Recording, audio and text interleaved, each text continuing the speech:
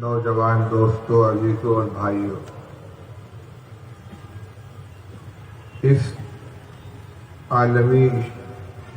Conference کے بانی و مبانی حضرت مولانا مفتی عبدالرحمن صاحب نور اللہ مرقدہ کا میرے ساتھ جو شفقت و محبت کا معاملہ تھا وہی مجھے کھینچ کر یہاں لانے پر مجبور کرتی ہے۔ حضرت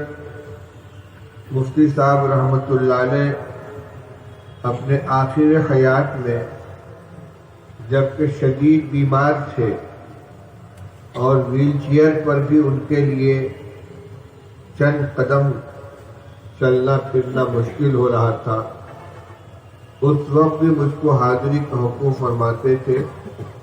اور میرے تمام معاملات کی بذات خود نگرانی کرتے تھے۔ یہاں آمد سے لے کر قیام، طعام، آرام، راحت، پروگرام میں شرکت اور اس کے بعد یہاں سے روانگی تک براہ راست نگرانی فرماتے تھے، جسے دیکھ کر بہت شرم محسوس ہوتی تھی۔ ایسا بھی ہوا ہے کہ حجاز مقدس میں میری حاضری ہوئی ہے عمرہ کے سلسلے میں، اور حضرت مفتی صاحب بھی وہاں تشریف لے گئے ہیں۔ انہوں نے معلومات کر کے کہ میرا قیام کہاں ہے، میری قیام گاہ پر اسی حال کے اندر تشریف لائے۔ صورتحال یہ ہے کہ اب میرا سفر بالکل نہیں ہو پا رہا ہے، اور 3-4 سال سے میں نے تقریباً طے کر لیا تھا کہ اب میں بنگلہ دیش نہیں آ پاؤں گا، لیکن جب اس مہا سمیلن کے حوالے سے میرے پاس دعوت نامہ پہنچا، حضرت مولانا